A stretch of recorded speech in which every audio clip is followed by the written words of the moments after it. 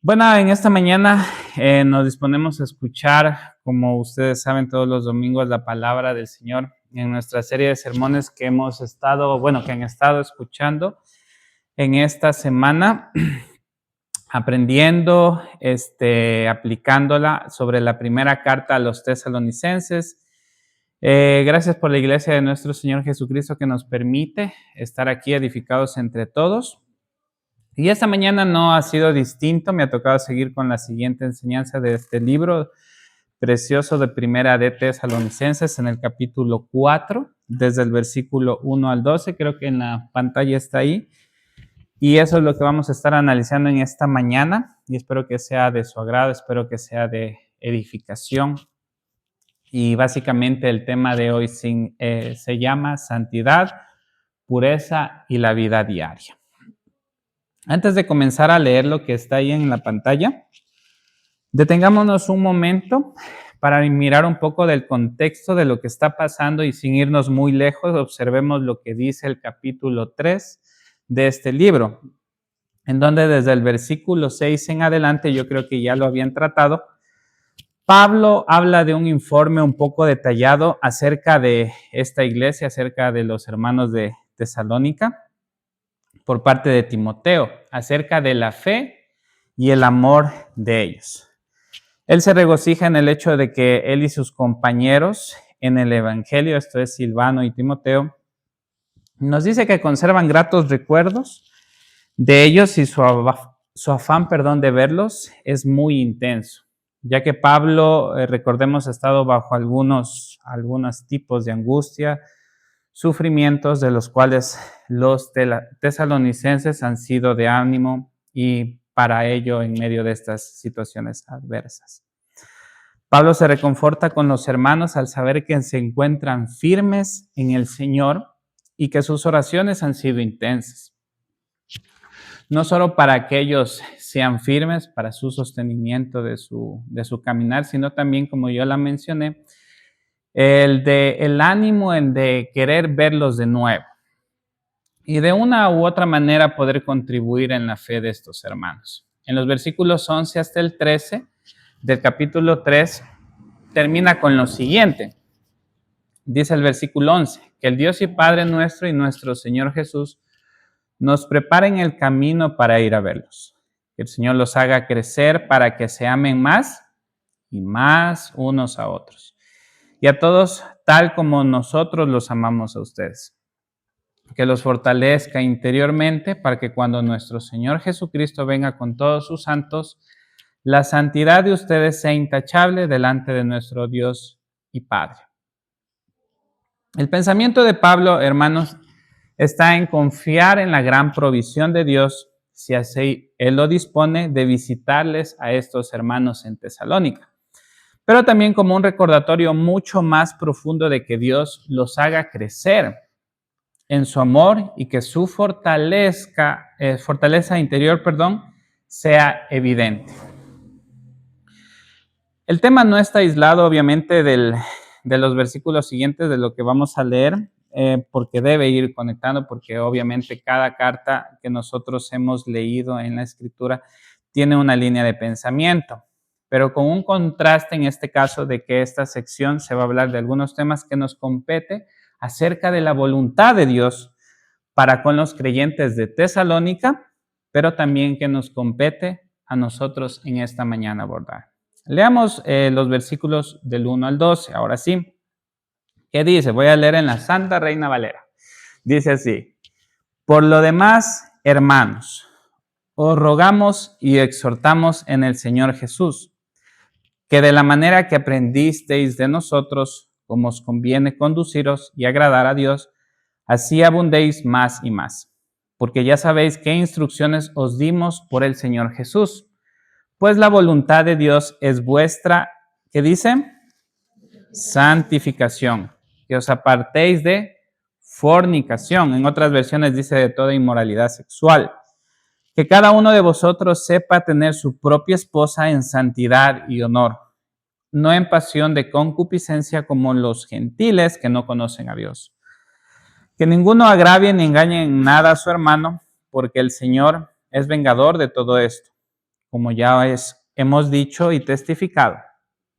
Versículo 7, pues no nos ha llamado Dios a inmundicia, sino a santificación. Así que el que desecha esto, no desecha a hombre, sino ¿a quién? A Dios, que también nos dio su Espíritu Santo.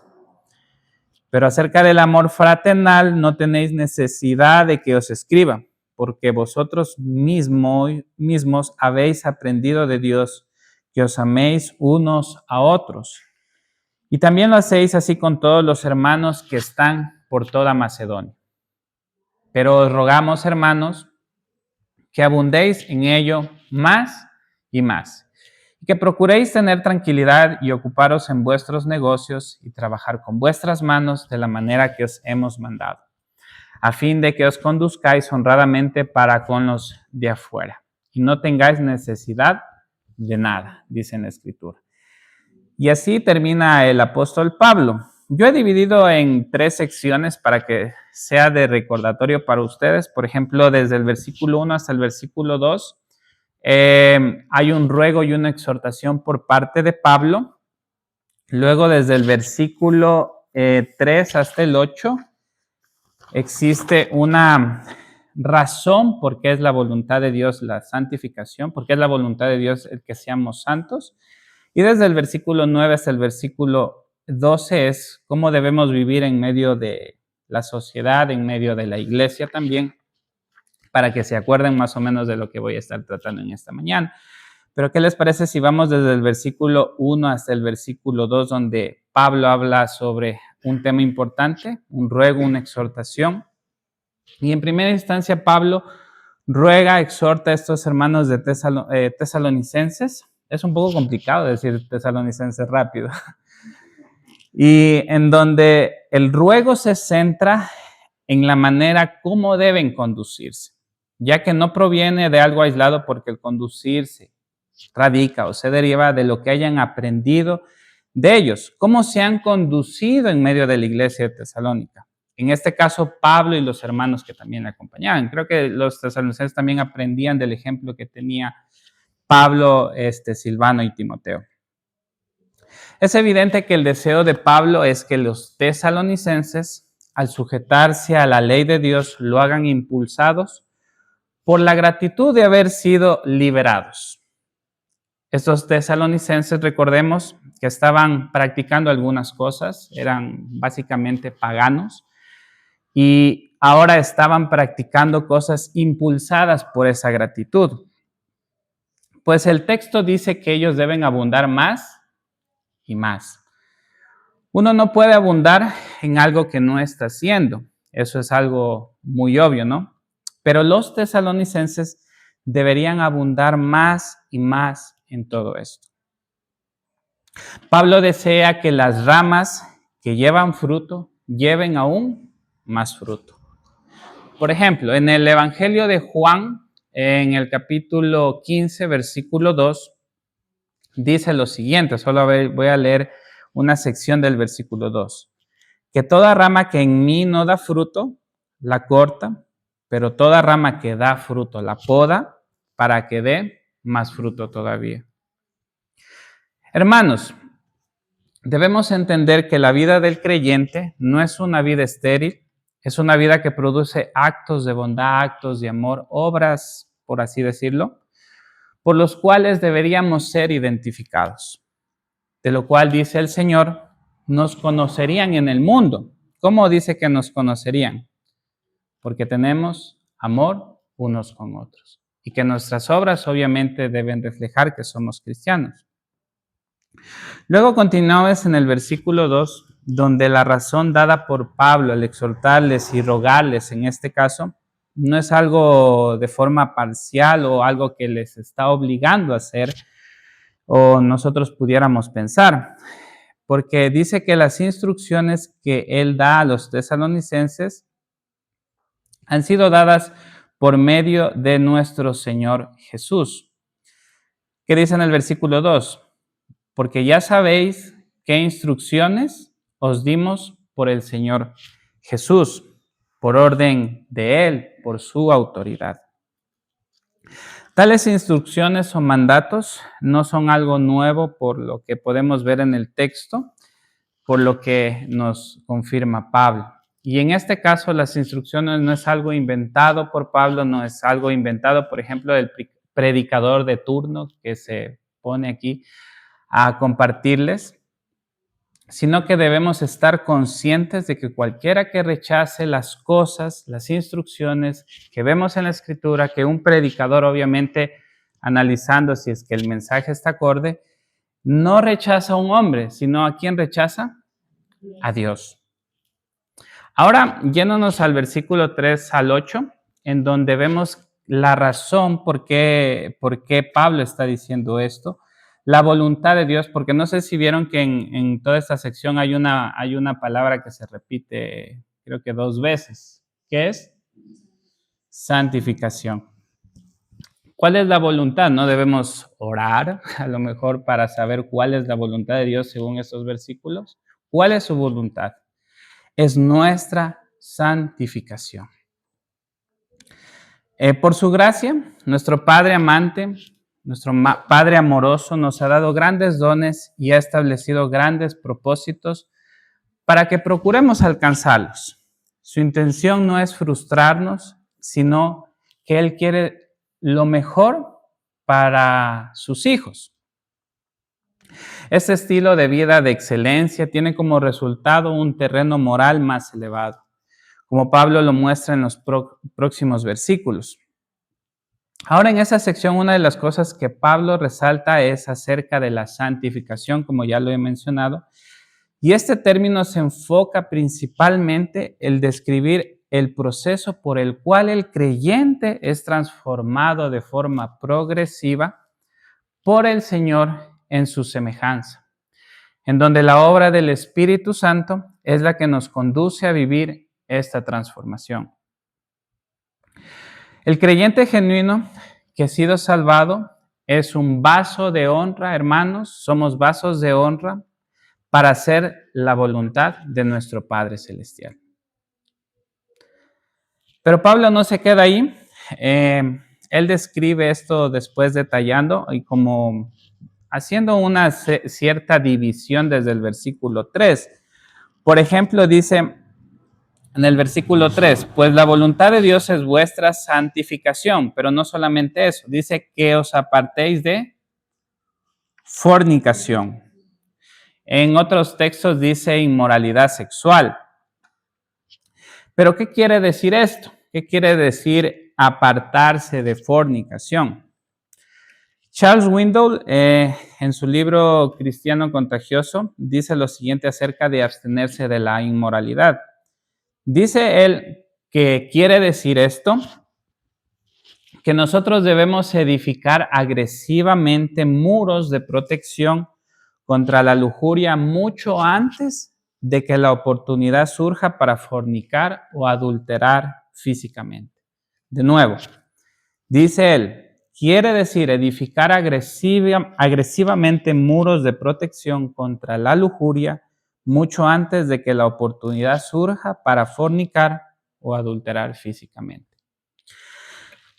En el ambiente gris, en el ambiente oscuro de nuestro mundo, de nuestra sociedad actual, esto que dice Charles Swindoll significaría, no sé si está bien dicho Swindoll, significaría un retroceso para el supuesto progresismo social, progresismo cultural de estos tiempos, que nos quieren hacer creer, porque nosotros vemos en el mundo, donde obviamente está plagado de muchos pecados, muchas cosas malas, por ejemplo, extorsión, por ejemplo, usura, por ejemplo, robo, por ejemplo, asesinato.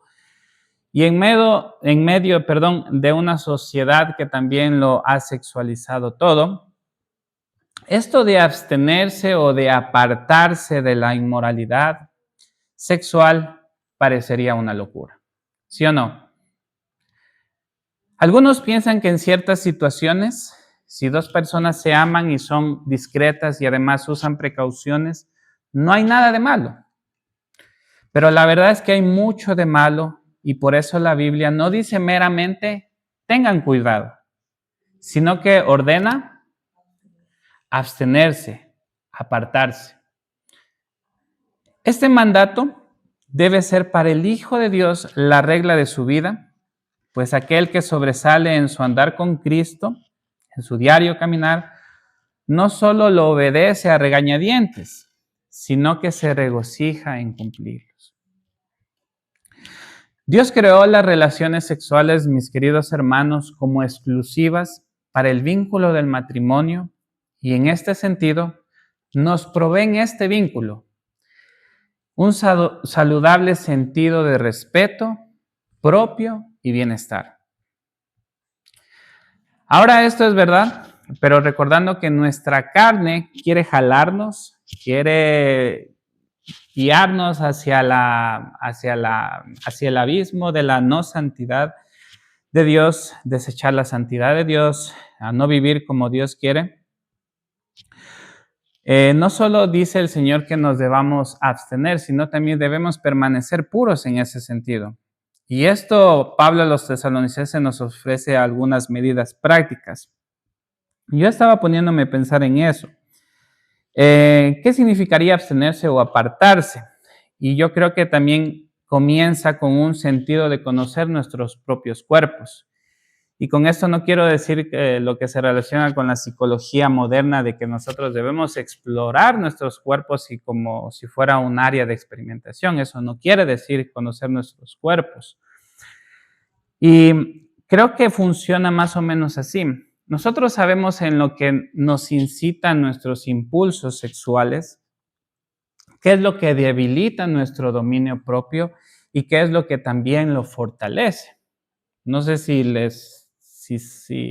me estoy explicando. Conocer nuestros propios cuerpos quiere decir cómo funcionan estos impulsos sexuales, qué es lo que debilita este dominio propio y qué es lo que lo fortalece. Y en cuando Pablo se refiere a saber tener su propia esposa en santidad y honor, no está aludiendo específicamente a los hombres de tener una esposa, o sea, casarse, porque el texto lo dice básicamente. Porque los casados sabemos que cuando nosotros ya contraemos matrimonio también existen tentaciones, existen algunas cosas que nosotros podemos caer. Pero nosotros debemos saber dominarnos con la ayuda de Dios para poder salir adelante con ellos. Lo que Pablo está tratando de decir en este texto, de explicar, es que cada uno, como resultado de abstenerse o alejarse de la inmoralidad sexual, sea capaz de controlar su propio cuerpo y vivir en santidad y honor, que es así como la Nueva Traducción Viviente lo traduce. Otra versión dice que cada uno de nosotros sepa cómo poseer su propio vaso en santificación y honor. Y en este caso el mandato de poseer nuestros propios cuerpos, controlar nuestros cuerpos, es admitir las tentaciones que no podemos manejar y evitar situaciones que en ciertos casos son seductoras. Por ejemplo, debemos evadir conversaciones con compañeros del trabajo o con cualquier amigo que puedan seducirnos a pecar. Y esto incluye, si es el caso, cuando hay conversaciones subidas de tono. No quiero ser específico, no quiero detallar porque ustedes saben cuando hay conversaciones que están cargadas de insinuaciones y de doble sentido. También podemos decir el contacto físico con otra persona. Por ejemplo, si no es tu esposa, porque bueno, eso es más para los que están casados. Si no es tu esposa o no es tu esposo, no necesitas del contacto físico de otra persona que no sea tu cónyuge. Si estás soltero, no es que no puedes recibir un abrazo. Si es que estás soltero, no podemos recibir un abrazo cuando estamos aquí en la congregación, sino que no debemos sobrepasar el límite de caricias con personas del otro sexo. Y no vengan a decirme, o sea, una vez me puse a pensar en esto, de que a veces a los solteros, bueno, yo también estaba en esa situación, de que a veces queremos darle a la sierva o al siervo un ósculo santo. Un ósculo santo para poder, digamos, de cierta manera, atraerla hacia nosotros. Pero esto no es así. Debemos tener cuidado. O también en algunas cuestiones me estaba poniendo a pensar en las relaciones sexuales en los noviazgos cristianos, que cuando no se sobrepasa ese límite, digamos, que ya han acordado, digamos, pueden caer en algún pecado sexual. ¿Y cuál ha sido el resultado de cuando alguien cae en un pecado sexual? Desconfianza, dolor, miedo, frustración, culpa, irrespeto, endurecimiento de corazón y, como algo aún más grave, el alejarse de Dios. No me quiero olvidar también que no solo están en nuestras relaciones con otras personas, sino las que incluyen a veces mirar películas. Tenemos que tener cuidado también con las revistas que nos puedan llegar a nuestras manos, que puedan incitar a pasiones lujuriosas. O en esta era digital en donde la mayoría de la gente pasa en sus teléfonos. La mayor parte a veces del tiempo nosotros estamos en nuestros celulares y en donde las páginas que sabemos que están mal, a veces nosotros accedemos, o a veces reels, no sé si han visto los reels, a veces hacemos un scrolling infinito y hay algunas reels que no debemos ingresar, videos que no valen la pena ni siquiera mirarlos. Y también ambientes que pueden proveer alguna oportunidad que nos comprometa a pecar y podamos incurrir en estos pecados de cierta manera graves. Entre tantas cosas que podemos decir, el proponernos límites claros traerá salud en todo aspecto, desde nuestra relación con el Señor y nuestras relaciones con las demás personas. No tener estos límites claros o sobrepasarlos es caminar de manera muy peligrosa. Es como caminar en una superficie tan resbalosa, tan jabonosa, que en definitiva la caída puede ser desastrosa. Debemos ser lo suficientemente sabios y llenos de discernimiento para saber identificar los límites que debemos respetar. Ahora acabé de detallar algunas cosas negativas de las cuales nos debemos alejar y espero que con sabiduría del cielo, no como algo legalista ni nada por el estilo.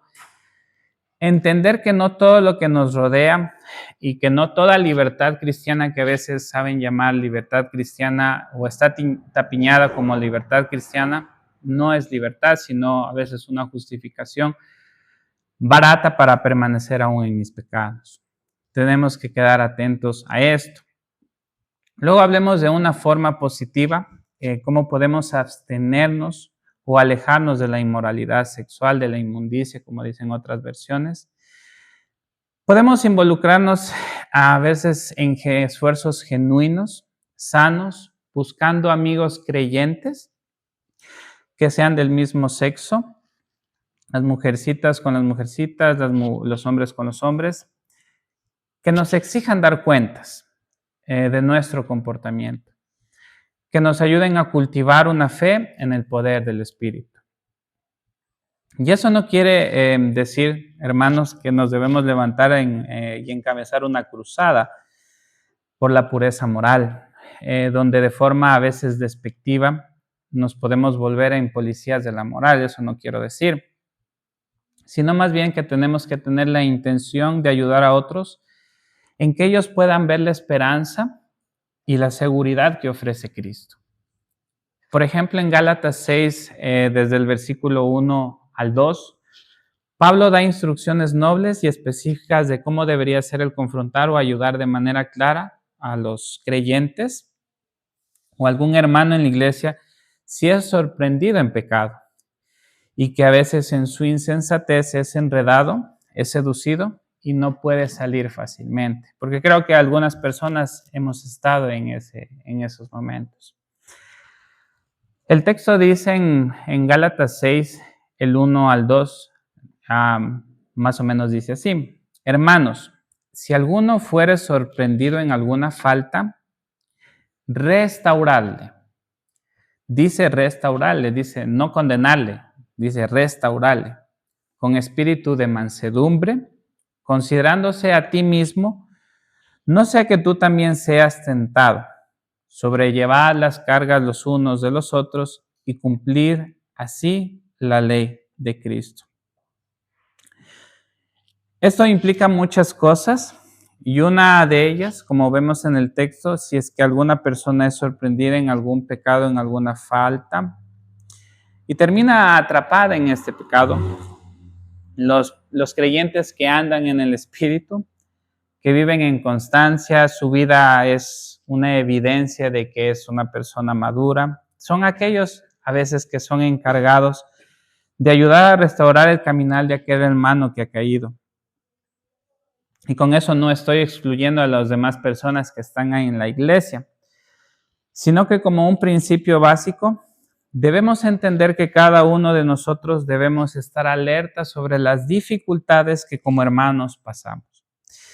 Y peor aún cuando existen pecados que están siendo una piedra pesada, una piedra de tropiezo que nos aleja, que no nos deja caminar de una manera correcta, de una manera digna del llamado del Señor. Dios en su infinito amor ha provisto a su iglesia como un cuerpo que se debería doler con aquellos que están en este tipo de dificultad. Pero no nos debemos confundir si alguien ya ha sido confrontado, ya se le ha dicho en amor y todavía sigue con una actitud impenitente con el pecado o hasta a veces lo haces de forma ya abierta. Lo que nos toca hacer, según la Escritura, es que se debe alejar a esta persona de la iglesia para que sea disciplinado, para que no pueda contaminar a la congregación. También hay procesos muy duros en la disciplina eclesial, en la disciplina de la iglesia, en donde hay personas que han incurrido en algún tipo de pecado sexual, inclusive a los pastores. Recientemente estaba pensando en un autor que había confesado que había tenido algunas cuestiones con una señorita de unos 27, él era creo que unos 3 años más, y tuvieron que pasar algunos meses separado de la iglesia para que él pueda confesar su pecado, para que él pueda reconocer que estaba haciendo mal. Luego, gracias a Dios, él pudo dar una carta a los pastores, a los líderes, de que él se está arrepintiendo y que él desea volver a la congregación, de que desea volver a la comunión con los santos. Y eso debería ser el principio para cada una de las personas que están sometidas a esta disciplina. Y espero que no pase aquí, espero que no pase que tengamos que quitar a alguna persona de aquí y que sea alejado. Y si es que pasa, sea un momento para que los líderes de la iglesia puedan tratar con amor, con misericordia, paciencia y mucha constancia a aquellos que están atrapados, que están enredados en pecados de esta índole sexual. No sé si me están escuchando. Sí, perdón. Si los tesalonicenses, hermanos, estaban siendo advertidos de ser muy tajantes en abstenerse, apartarse de todo tipo de inmoralidad sexual, ¿qué debemos hacer nosotros? ¿Qué debemos hacer nosotros? Escuchar, obedecer, ponerlo en práctica. Mis amados hermanos, es un engaño pensar que Dios no nos ve y que no debemos dar cuenta de nuestros actos. Tengan presente que no hay secretos ante Dios y que Él es vengador de todas estas cosas, dice en la Escritura. Aunque en Cristo estamos protegidos, estamos salvos de la ira de Dios, puede que con el propósito de disciplinarnos también el Señor permita que suframos a causa de nuestros pecados. Pablo dice en 1 Corintios 6:18, para afirmar un poco más esta idea, dice, huid de la fornicación. Todos los demás pecados que un hombre comete están fuera del cuerpo, pero el fornicario peca contra su propio cuerpo. La inmoralidad, como ya lo dije, produce muchísimas fuertes emociones que podría detallar. y esta amarga cosecha de las semillas de impureza pueden a veces durar mucho tiempo. Un autor escribió lo siguiente, dice, siembra en pensamientos y cosecharás en acción, siembra en acción y cosecharás un carácter, siembra un carácter y cosecharás un destino. Y por medio del poder de Dios que habita en cada creyente, que habita entre usted y yo, los que estamos aquí, podemos empezar a sembrar las semillas de la rectitud. Ahora quisiera ir un poquito más adelante en el versículo 8. ¿Qué dice exactamente? No sé si tal vez tienen agüita. En el versículo 8. Esto no desecha a hombres, sino a Dios, que también nos dio su Espíritu Santo. Amén.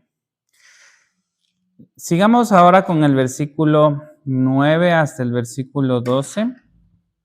¿Qué es lo que dice? Porque ya se me perdió la línea de lo que estaba diciendo estaba mi garganta un poco derretida ya.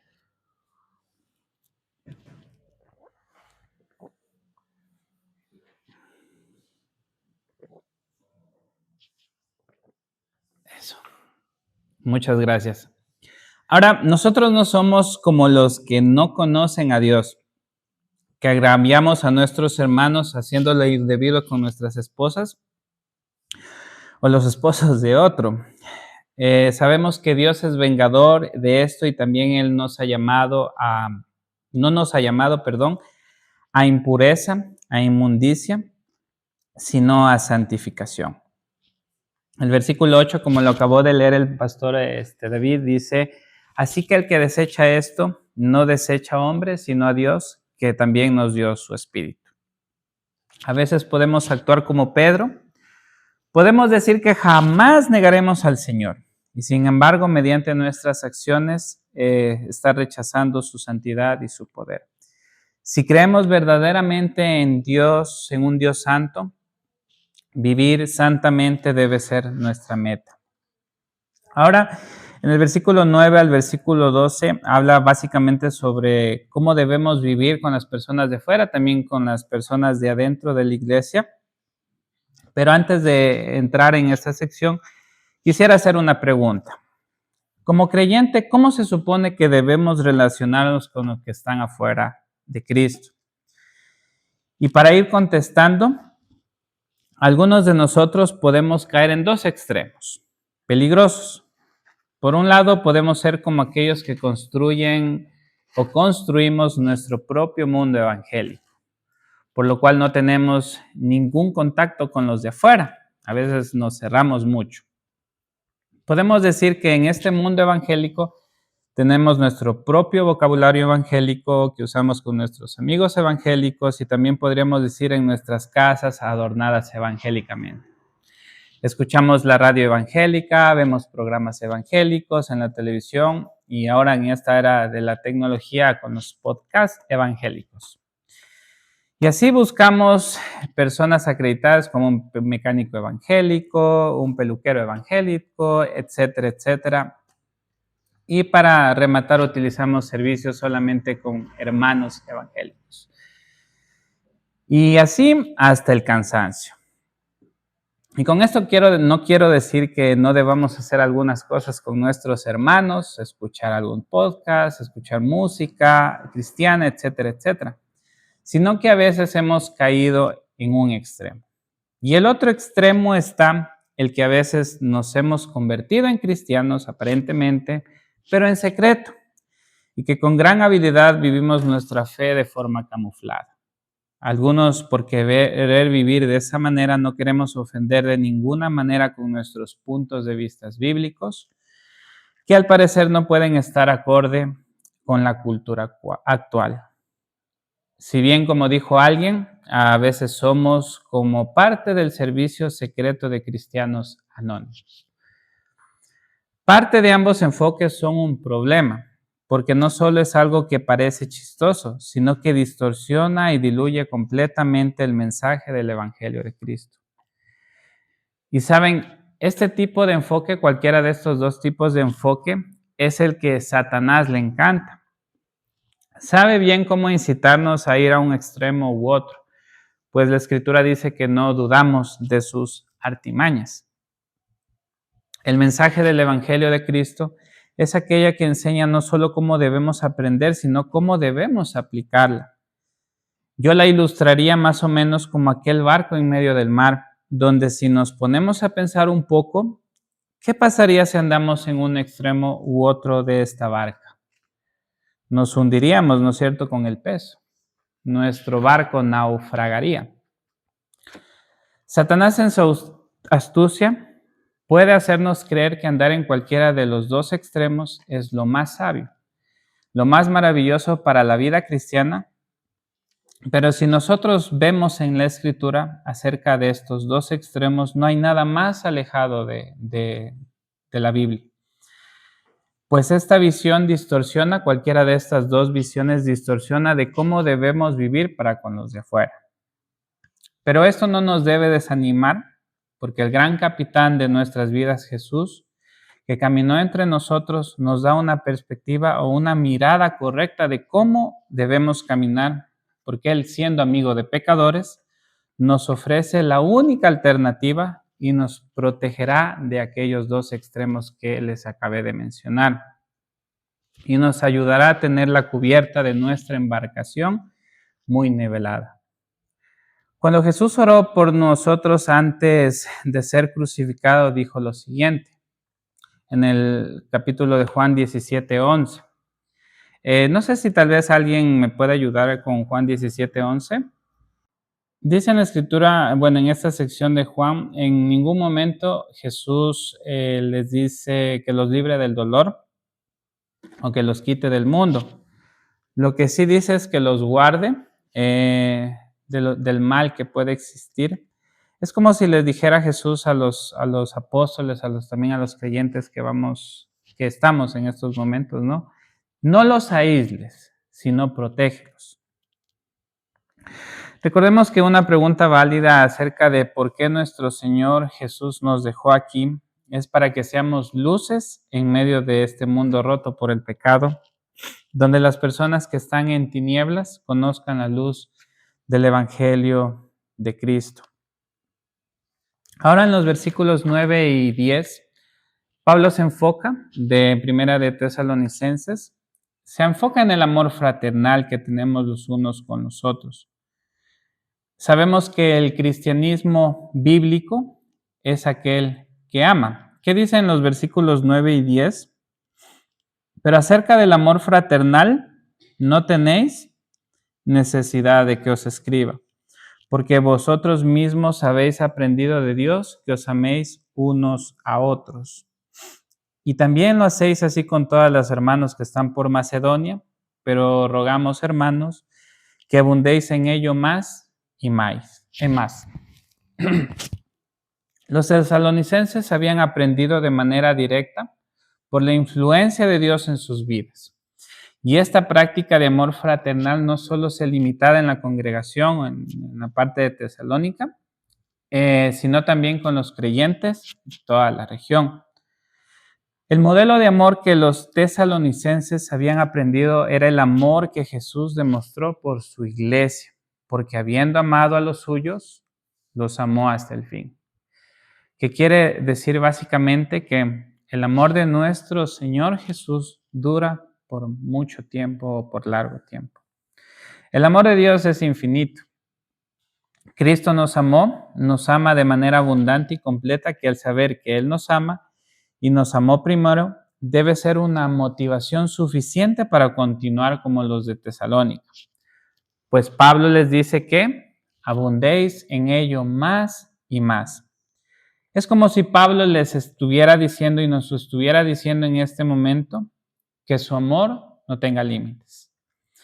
Que su amor sea tan abundante y genuino que deban decirles la verdad, que deban ser una exhortación de amor y que cuando vayan a sufrir algún tipo de daño sean tan lanzados a rescatar a aquellos que están por recibirlo. No duden en hacerlo. Nuestro amor en las congregaciones debe ser el ejemplo extraordinario para que cuando vean los que no crean, sea un llamado para ellos, para el mundo, aquellos que no conocen a Dios.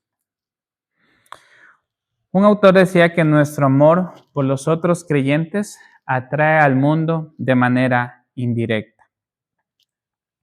Ahora en los versículos 11 al 12, también les está diciendo Pablo a los tesalonicenses que deben procurar tener tranquilidad y ocupar en vuestros negocios. Creo que en otra versión dice en vuestros asuntos y trabajar con vuestras manos de la manera que os hemos mandado, a fin de que os conduzcáis honradamente para con los de fuera y no tengáis necesidad de nada.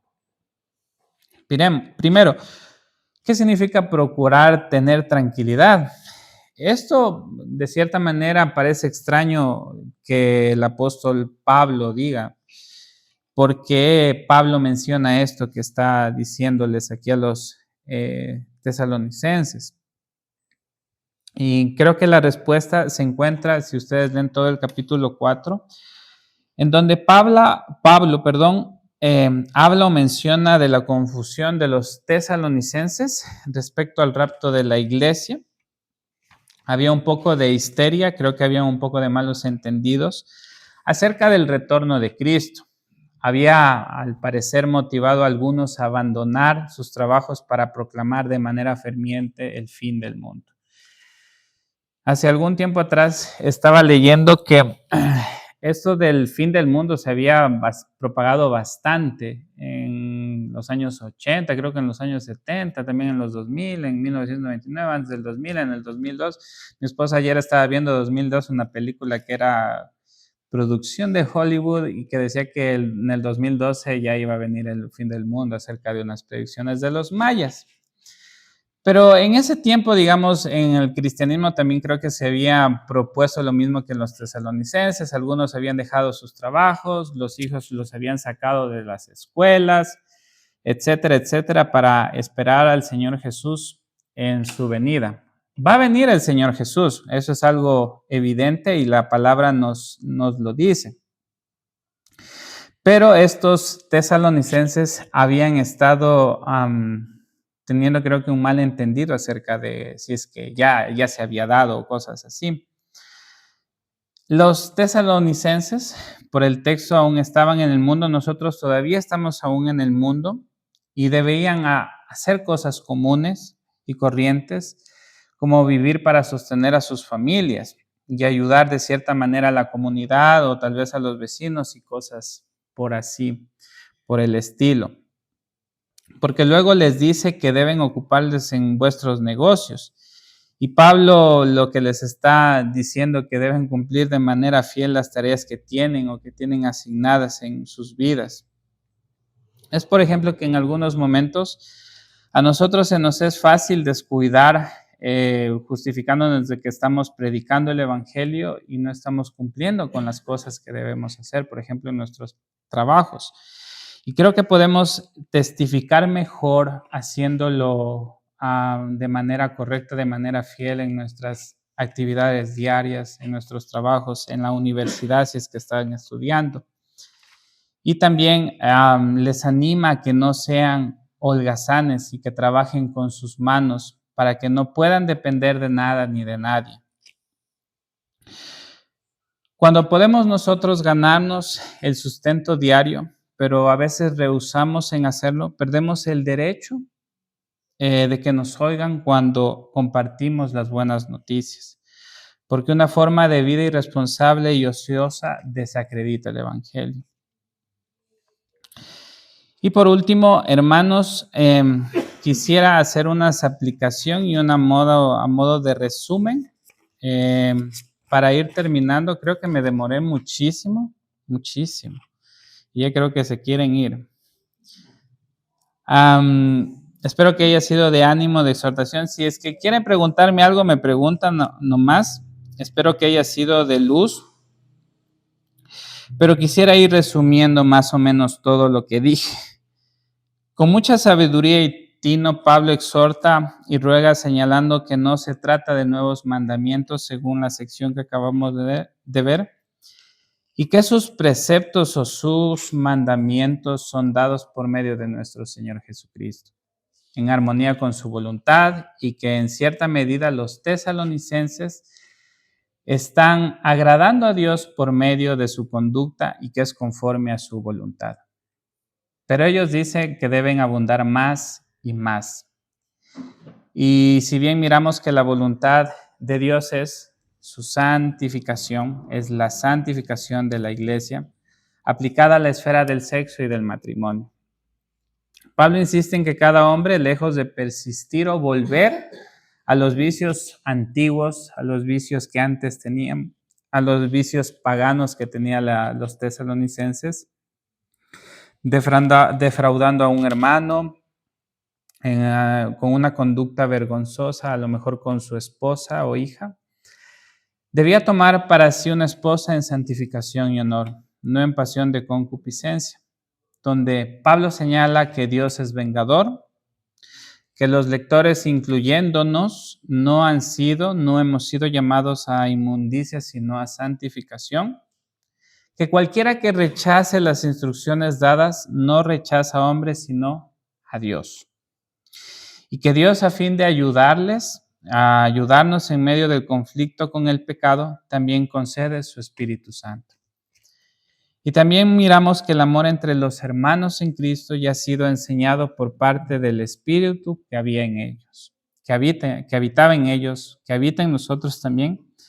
Y lo único que deben seguir haciendo es abundar más y más en ello. Luego nos invita a vivir con los de afuera de manera sabia.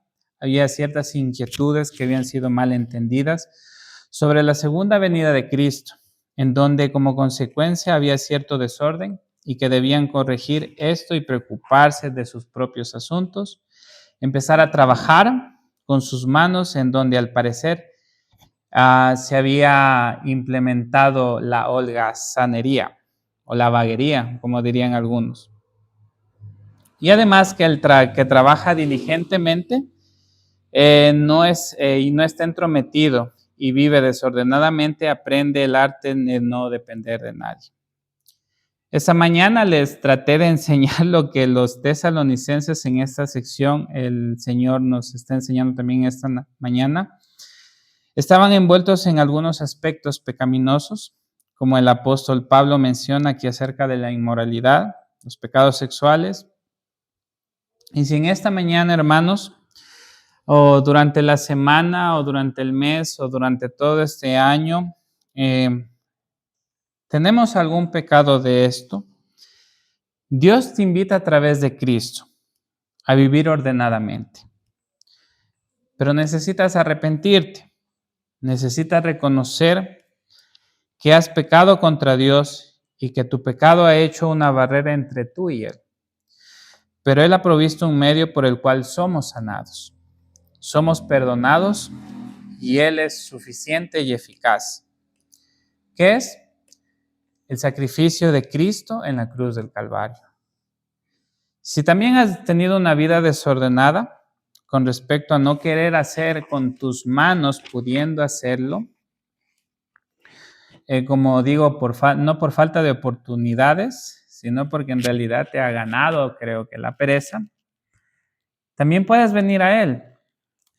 Ven a Él, ven a Cristo, ven a nuestro Señor Jesús, para que recibas la suficiente fuerza para que puedas abundar en amor con los demás, haciendo lo que es correcto, haciendo lo que el Señor le agrada. Gracias, hermanos. ¿Qué les parece si oramos, por favor? Si nos podemos orar.